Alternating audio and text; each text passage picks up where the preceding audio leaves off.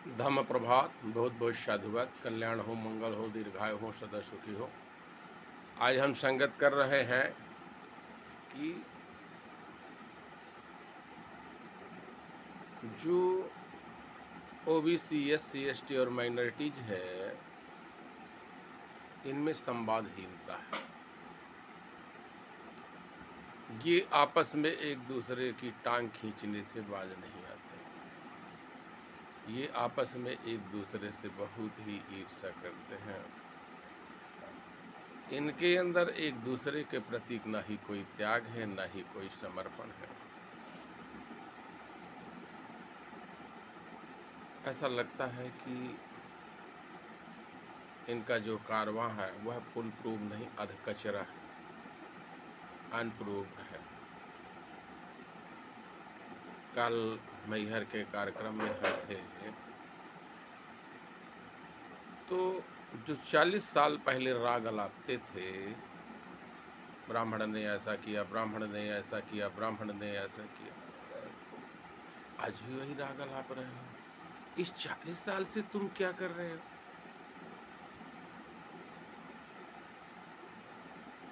जो भंते घर घर जाकर के धम्म की बात बताता है, उनको अनुशासन सिखाता है, उनका तुम्हारे जीवन में कोई महत्व ही नहीं। टेबल में फूल की तरह सजा लेते हैं, न तो कोई पानी पूछने वाला है, न तो कोई आने के लिए पूछने वाला है। बुलाते जरूर हैं, बुलाएंगे, पूज्य भिक्षु संघ करेंगे, पूज्य भिक्षुओं की आदेशानुसार, पूज्य भिक्षुओं के निर्देशानुसार, और कोई पूछ नहीं है, कोई फर्क नहीं है। अब 7वीं सदी में यदि हम जाते हैं, तो जब हीनयान, महायान, तंत्रयान, वज्रयान हुआ और आपस में इन्हीं में संघर्ष हुआ और शासक और संस्कृति के बीच में दूरी हुई, तब कई विकार पैदा हुए। खिलजी आता है, नालंदा को जला के चला जाता, उसके बगल का शासक चुपचाप रह जाता है। महमूद गजनबी सोमनाथ के मंदिर में आता है, धावा करता है, लूटता है, उसके बगल का शासक चुपचाप रह जाता है। आखिर ऐसा क्यों? सांची नष्ट होती है, तक्षशिला नष्ट होती है, कांधार नष्ट होता है, और शासक चुप, और छोटे छोटे शासकों में बट रहे हैं।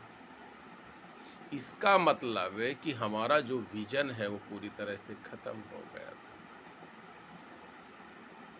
बुद्ध ने धम्म और संघा के माध्यम से जो वैचारिक क्रांति पैदा की थी, अतदीपोभव की क्रांति पैदा की थी, वह 7वीं सदी तक आते आते उसका असर कम होने लगा। उसके प्रति लोगों का समर्पण कम हुआ, धैर्य कम हुआ, त्याग कम हुआ, चलने की इच्छा शक्ति कमजोर हुई, और जिन विकारों से बुद्ध ने आपको बाहर निकाल के आया था, वही पुनः प्रवृत्तियां आप पर आ गई, जिसका परिणाम ये हुआ कि 7वीं सदी के बाद से अब तक आप पशुवत जीवन जी रहे हैं, ऊंच नीच जीवन जी रहे हैं, पशु से बदतर जीवन जी रहे हैं, जहाँ पर कुत्ते बिल्ली पानी तो पी सकते हैं पर तुम नहीं पी सकते। ये तुम्हारे ही कर्मों का फल है। तुम लोग अभी भी जब देश में एक तरफ गैर श्रवण संस्कृति के लोग अपने प्रमोटरों को खुला सांड की तरह छोड़े हैं, वो जहाँ भी जाए, जहाँ भी करे और जो भी चाहे वो प्राप्त करे, और दूसरी तरफ आप भिक्षुओं के प्रति एक पल का समर्पण नहीं कर सकते हैं, 2 पल सुन नहीं सकते हैं। कैसे बात बनेगी? किसी को दोष देना है आप बंद करें, आप अपनी तैयारी करें ना, अपना विजन स्पष्ट करें, अपना कार्य स्पष्ट करें। आप कुछ करना नहीं चाहते हैं, कहीं भागीदारी नहीं लेना चाहते हैं, कहीं जाना नहीं चाहते हैं, बस मंच लगा के अपनी भड़ास लगा के ये तीसरी कर लेते हैं और वही आपका पूरा कारवां हो जाता है।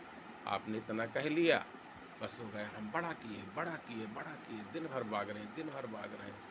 अरे इससे थोड़ी है, एक बहुत बड़ा टीला है मिट्टी का, उसको आप दिन भर सुबह से ढोसते रहो और शाम आ जाएगी, उसका एक मिट्टी नहीं निकलेगा, उससे क्या परिणाम निकलेगा?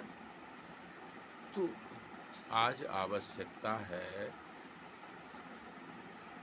वास्तविक इतिहास को जानने की, वास्तविक कारणों का पता लगाने का और वास्तविक समाधान निकालने का।